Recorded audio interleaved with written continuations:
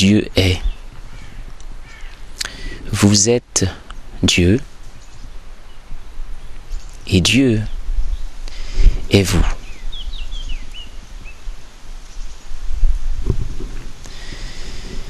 Dieu vous aime d'un amour qui dépasse l'entendement, exempt de tout jugement. Dieu signifie intelligence suprême. Dieu est être. Ceux qui ne comprennent pas ce terme ont besoin du mot Père ou du mot Dieu. Mais Dieu, il est simplement être, la vie. Vous êtes un être, la vie. Vous êtes être.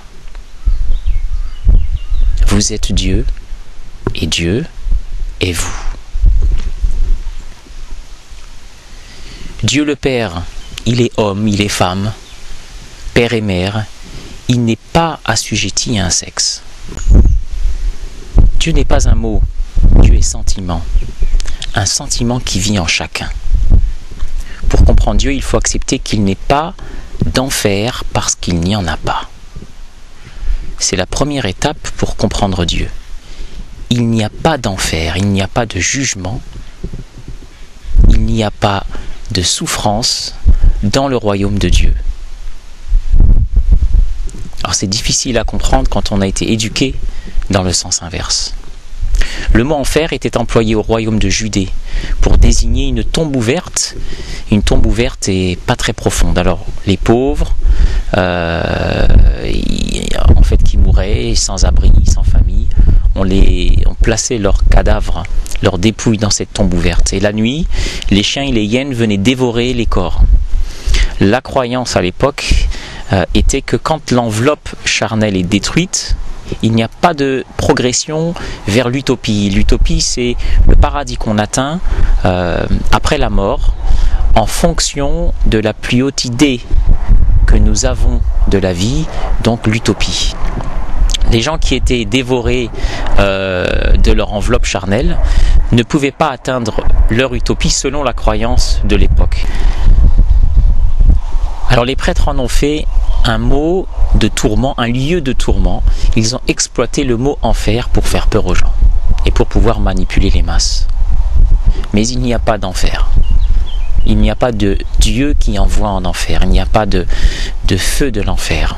Et si vous y réfléchissez, à chaque fois qu'on a réussi à coloniser des peuples entiers et à les convertir à une religion, sans la nommer, cela s'est fait souvent sans l'armée.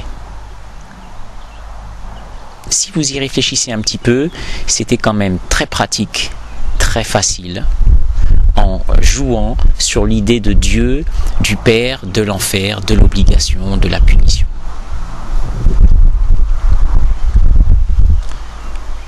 Donc le dogme religieux a été créé pour manipuler les masses. L'Église a perpétué des massacres au nom des croyances religieuses. Et les protestants ont brandi le feu de l'enfer. Toutes les religions, que ce soit l'islam, le bouddhisme, toutes les religions brandissent la peur de l'enfer, la peur de la punition. Alors, est-ce que vous vous êtes déjà posé la question de ce qui était advenu au peuple qui avait vécu avant l'époque biblique? Qu'est-ce qui est advenu aux peuples qui ont vécu avant l'époque du Coran, avant le bouddhisme, avant toutes les religions? Que sont devenus ces peuples? Donc si les religions avaient soudainement apporté la clé du ciel, la clé du paradis, la clé du royaume de Dieu, pourquoi Dieu aurait-il avant cela oublié tous ces peuples, oublié toutes ces créatures? Toute religion qui prétend à la punition d'un Dieu vengeur et jugeant ses créatures est pur obscurantisme. Jésus ou tout autre prophète ne sont autres que des hommes devenus Dieu, comme vous-même, femmes et hommes, allez le devenir. Jésus se débarrassa, une à une, des illusions qui sont cause d'une vie d'hypocrisie. Jésus et tous les autres prophètes est Christ, quiconque comprend qu'il est Dieu et ensuite vit cette vérité. Ni Jésus, ni aucun prophète n'est responsable ni de votre salut, ni de celui de quiconque. Il répétait sans cesse que le paradis était en vous et que vous et Dieu ne faisaient qu'un. Combien de prophètes l'ont répété? Le fait de croire que vous méritez punition et jugement, qu'il existe le bien et le mal, vous a fait vivre dans un enfer que vous avez créé vous-même.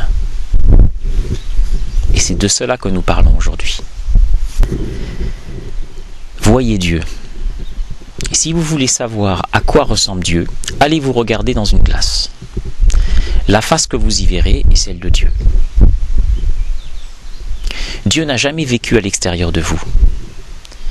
Dieu, ce sont les merveilleux mécanismes de la pensée, la suprême intelligence.